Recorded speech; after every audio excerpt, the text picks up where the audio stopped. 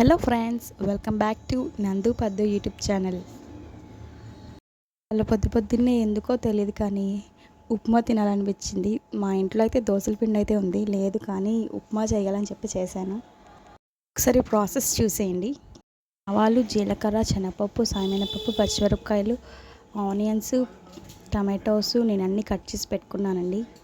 అయితే ఒక ప్యాన్ తీసుకొని ప్యాన్లో ఆయిల్ వేసి తాలింపు అయితే వేగాక టమాటోస్, ఆనియన్స్ కట్ చేసుకుని పెట్టాను కదా, అవి అయితే వేసేయండి. అవి బాగా మగ్గాక ఒక గ్లాస్ రవ్వకి 2 గ్లాసెస్ వాటర్ అయితే తీసుకున్నాను. వాటర్ అయితే వేసేసాను. వాటర్ బాగా బాయిల్ అయినాక కొంచెం సాల్ట్ అయితే వేసేసుకుని సరిపడగా సిమ్లో అయితే పెట్టి మనం రవ్వనైతే వేసేసుకోవాలి.